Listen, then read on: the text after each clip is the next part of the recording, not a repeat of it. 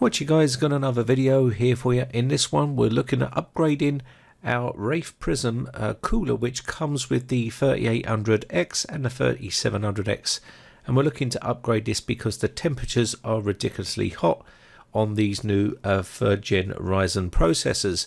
Now you can see they're listed all here. I've got the 3800X and we're going to be taking a look at the temperatures and how we can improve the temperatures. Now I was bamboozled by the amount of reviews I watched before buying the Ryzen 7 3800X, and of course, like me, you're probably wondering why the temperatures are running so hot, because when you watched all the reviews, people were giving them such glorious reviews, and that's because they've been given samples. You can see the maximum temps for this CPU is 95 Celsius, and this information has only just recently been added to their site. There was no sort of maximum temps added. Now you can see here, when I'm just rendering a simple video with Camtasia, this goes up to literally 85 Celsius. I mean, it's just ridiculously hot, and all I'm doing is rendering a video. And of course, when I play games, it gets pretty toasty as well. And when you do idle, it sort of jumps around at around 50 odd, and it goes up to 60 and it goes back down to 50, and you'll see this will fluctuate. Now I've done this test many different times, and it does sort of go maximum, I would say 85 to 86 Celsius. That's about its limit of where it actually goes. Now to me that seems pretty hot, but when you do a little bit of research, you actually find out that these temperatures are pretty normal for the 3800X and the 3700X, and people were saying that the temps are pretty erratic. This is the CPU cooler here. It is running flat out, as you can see here. Now this is the Wraith Prism RGB cooler that comes with your 3700X and 3800X processor. Now remember, this is the Ryzen Gen 3. I think a lot of YouTubers forgot to mention how hot these chips actually run. All they were busy doing was showing how good it is, and it is a very good processor, but it is very hot indeed. Now I've tried just about everything with this processor. I've gone into the BIOS, I've undervolted it, I've tried loads of different things to try and bring those temps down, but it doesn't seem to want to budge. So I've decided to ditch the stock Wraith Prism cooler and go with a brand new cooler. So the cooler I've decided to go with is from Scythe. It's the Fuma 2, which is their latest addition to their collection of coolers. Now if you look at this type of cooler, it's very affordable, it's very well designed and built, and I just love the whole idea of this type of cooler. And of course it does have some unique features. This is everything you're going to get inside the box when you buy your cooler. You've got your instruction manual here. The instructions are super easy to follow. I'll show you how to install it. It's very simple and easy to do. It does support Intel and AMD, and I'll put the list of sockets that it supports on the screen. Now Scythe have included all the fixtures and fittings for you, including a screwdriver and some free compound, which is going to be useful for you when it comes to installing your cooler. So you don't need to worry about anything. Scythe has covered everything inside the package here for you to get up and running and change out your cooler. You've got all your nuts and bolts, your back plate, you've got your fan braces here which will hold the fans on. It's a very simple and easy mechanism. I'll show you how to install it right now. It's pretty straightforward and easy to do, but I just wanted to cover the screwdriver here. They give you this screwdriver in the kit as well. Now this is the perfect length for screwing down the screws, which makes it easy to do because it comes in the kit. Now they also supply you the PWM splitter here. One's white, one's black, and these will plug straight into your CPU header on the board. Now you've got two fans here. These are dual fan reverse airflow, which is bi-directional, so one will spin one way and the other one will spin the other way. You've got these anti-vibrating pads on the end here, which are full rubber, which will help cut down any sort of vibration or noise, and the airflow on these are pretty decent. These are 120mm fans. I'll leave all the information on the screen there for you to read. They are 1200 revs per minute fans, which are PWM controlled, and you can see there the static pressure, airflow, and all that other sort of CFM useful information there you may want to read about. So this is the actual other fan here. I'm just going to remove it from the center here. This is the slightly bigger fan. So this is basically a twin tower design, which will give you a very good airflow on your CPU. And because the way they've designed it means that you won't have any issues with any sort of RAM, high profile RAM that is, which I do have very high profile RAM in this build. So you can see the thickness here. So the thin fan will basically go on the front of the cooler and the big thick fan will go in the middle. So here are the blades. You can see slightly less blades on the smaller fan here. One will spin one way and the other one will spin the other way. That gives them the reverse airflow sort of design. And to be honest, I found this to be very good with cooling. And you would think that it will work in the opposite way, but it does actually work very well indeed. And I do like the design of these fans. They look pretty slick and pretty nice. And of course, we'll get these installed on the system and you can see what the temps look like with this particular cooler. Now you can see the actual cooler itself. It does have 6 heat pipes on each side, which will help with cooling. I do like the top design here. One is a thicker side than the other, and that's because it's going to stop with any sort of compatibility issues with RAM. You've got a nice little channel here where your screwdriver is going to go down and allow you to get access to those screws, which will allow you to tighten it down without any problems whatsoever. So we're going to install the cooler and then put the fans on afterwards. Now I'm working in a pretty tight confined case here, so you'll see that even in these tight confined spaces, this cooler still works pretty well. So on the bottom here, now you'll also notice the pipes are slightly bent to one side, and this is to push the connector over to the side so it doesn't cause any issues with RAM, or this little channel here that they've notched out here. This will help fit where the actual heat sinks around the socket are. So basically you're going to have those big plastic covers which are on the motherboard area, and they can sort of be in the way a little bit if they didn't make that little notch there. It'll all come a bit more clearer when we get this installed on the system, but it's a very nice little design, and I do like the way they thought about this sort of stuff. So let's go ahead and get it into the case. So first off, we're going to be removing, so what we need to do here is remove the Wraith Prism. So first off, what I'm going to do is remove all the RAM from the build. Now you can see this is a pretty tight build. It's a MIDI tower case, and this one is pretty snug, as you can see here. Probably been easier if I remove the graphics card, but me being me, I'm going to try and do it with the graphics card in there. And I'll probably have to remove it in the end, but you know, us men like to be in denial about removing stuff. We think we can know best and we'll be able to carry on with doing this with the graphics card in, but eventually we'll end up having to remove it. So let's go ahead and remove the RAM from the board here. There's 4 sticks here, and this is very high profile memory, which makes it very difficult to find a cooler that will fit with this profile of memory. Now the Fuma 2 has no problem with this particular type of memory, as you'll see later on in the video, because I will show you the end result. So I just wanted to show you the whole install process, because I think that's important, because people might want to see how easy it is to install the cooler itself. So now I've got this done, I'm just going to remove the power cable, which is for the fan, for the CPU cooler to the board. I'm just going to remove that, and then we can remove the levers on the cooler itself. These are the old traditional bracket style, which means you just have to pull the lever back. Now sorry about my big elbow in the way here. And for all those people that are worried about the jumper that I'm wearing, which is midwinter here, about the jumper causing static, oh, you can snag it on stuff and you should never wear jumpers when you're doing computers. Yeah, we know all that sort of stuff, but don't worry about it. I'm a professional, it's all okay. Anyway, let's just go ahead and remove this cooler from here. So I'm just trying to get this last little latch off on the other side. It seems to be a bit more stubborn, and I'm trying to push the bracket back. Managed to get it in the end, and of course it would have been a lot more easier if I'd have just removed parts from the computer, but me being me, we don't want to do that. So I'm just going to remove that little cable there, and we're now done. Now I'd like to put a fresh compound on, so we're going to be removing the compound from the CPU. So on goes the glove, and also we're going to reach out the isopropanol wipes, which you can get from Amazon. They're very affordable. You should always have these sort of things lying around. It makes it a lot easier. And of course, having a glove on stops you getting the compound all over the place, because believe you me, it's really sticky stuff and it seems to get everywhere. So it's always best to have a glove on for this sort of stuff.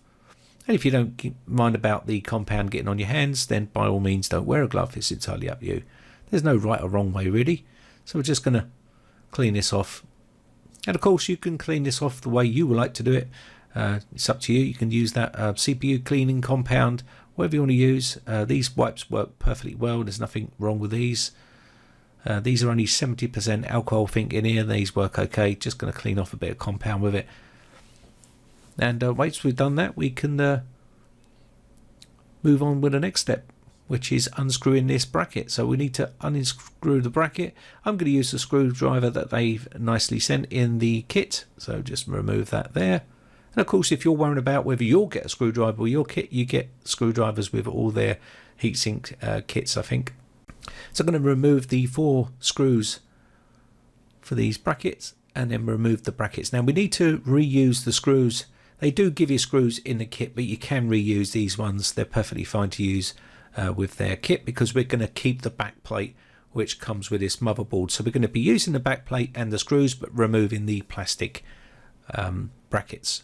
And keep those safe and put those in your motherboard box, just in case you need to ever sell the motherboard or send it back. So I'm going to put the plate back on the back here, and I've used one of the little plastic risers there with the screw, and this just holds the back plate up so I can then work on the bracket system that comes in the kit. Now this is the riser that I have to have on the board, so it just makes it easier for me to film.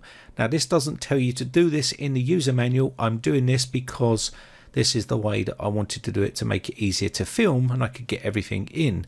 So you can do it the proper way from the manual, but this is the way I've chose to do it, and I think it worked out really well actually, to be honest. And probably they might implement that in their installation guide, because I do think it works out pretty well, rather than sitting there fumbling around trying to hold the back plate on.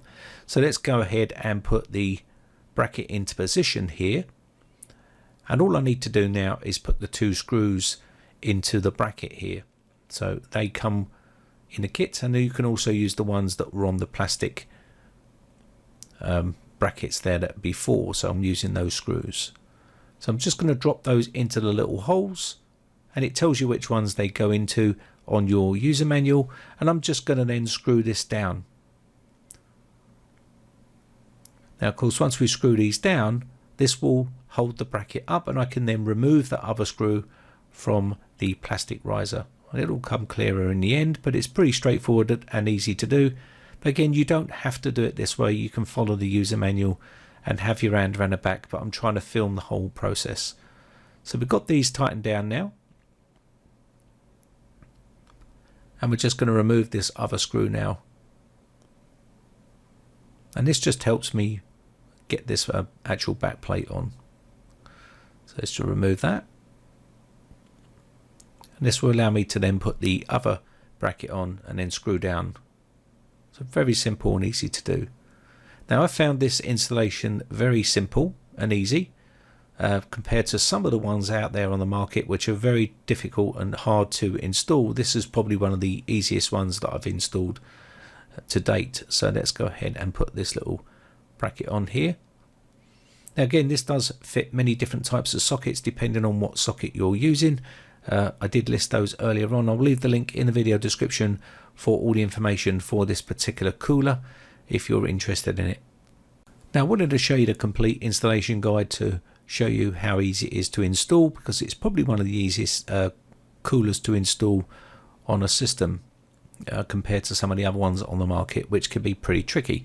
Now this one's a very easy install, so I'm just going to put this last screw in here.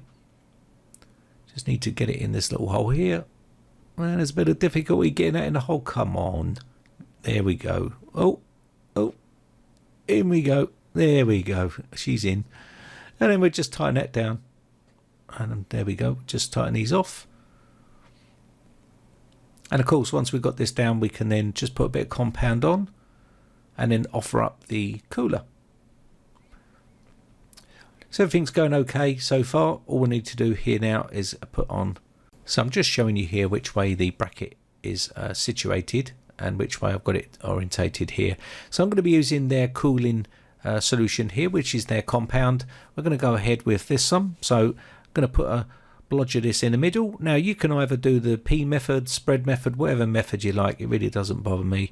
I'm just going to spread this out this time because I've got the glove on already, and I might as well just spread it out while I've got the glove on.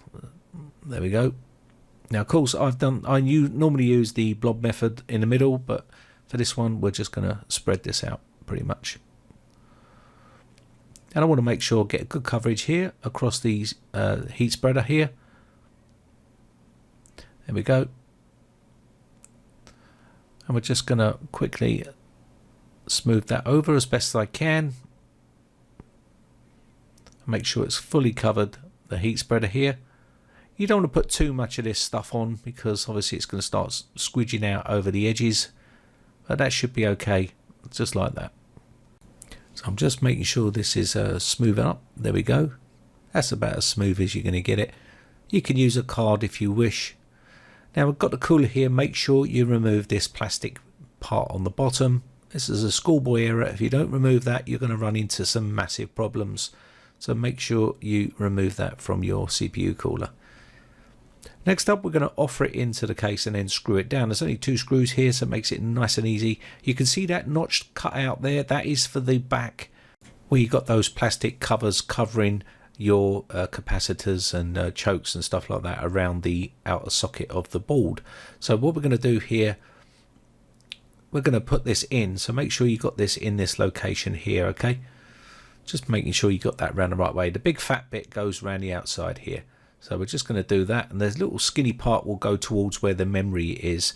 So don't get that confused where you're thinking that's going to be useful for where the memory is, because it isn't that way. So what we're going to do is now get the screws down and screw this down. You can see the little fin part here. This is where your little small fan's going to go, and this makes it easier for high profile memory to fit in here. So I'm just showing you that on side here. So let's go ahead and get this screwed down now. And I think the whole installation for this is pretty straightforward. Now you don't want to go tightening this all the way down on the first screw here, because you're going to end up having a nightmare trying to get the other screw in. So just do a couple of screws, a couple of turns here, and then go over to the next one. So alternate them all the way down, okay? So don't just go all the way down on one side, because you're going to run into problems. So do a few little turns and then go to the next screw and just keep going backwards and forwards. So we've got that tightened down now, and we now need to put in our fans. Now you can see here these are PWM fans, and this will go to that splitter, and then we can plug that to our CPU header on the board, and the fat one will go in the middle. So the thicker fan will go in the middle. Make sure you got the cable at the bottom so you don't see any cables sticking out the top here. So I'm just going to slide this into position, and you can also see here we have the bracket facing the back, which means the airflow will be going out the back of the case, going in this direction, okay? So that's important. If you've got it going the other way, you may run into some slight airflow concerns there with running that way. So I'm just going to run it this way and have it going straight out the exhaust fan at the back. So I've got that in position now, and what I'm going to do here is get the brackets for the fan, and these are little tiny wires which will actually hold the fan in position. So let me just pull the fan out and show you how to put these clips on. So they just basically clip onto the little holes here, and once they get into the little holes around the corner, they just clip onto the actual heatsink itself. I'll show you in a bit more clearer in a second. So get onto this other side here and I'll show you. So you just clip it on there, and then clip it on the other side like so, and then that slides in, and then you just clip those little metal bits around the outer edge. You'll see a little indentation on the side there which it clips round. Very simple setup here. So I'm just going to slot this in. I will need to remove that GPU, which I should have done in the first place, but we'll clip this back and that should be fine. Okay, so I've caved in now and I've got that fan in, but I've removed the GPU, as you can see, and I'll just quickly show you here. So you need to put these in like so, and once you've got those in, they clip on. It's very simple. It's hard to get a good shot of showing you how to clip these on. Make sure you got that cable down the bottom there, but you'll be able to see it clipping on here a lot easier. So this will slot into that little groove like so. Just trying to get it in the right position. And there's not a lot of room to move in this case up the top where those two fans are. So I'll just show you this bit here. You just clip it back like so and it clips. There you go.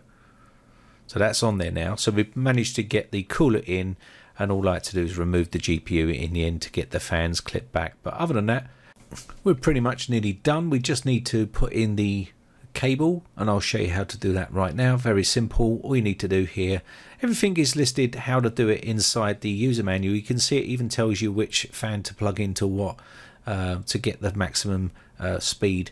So I'm going to be putting the splitter here.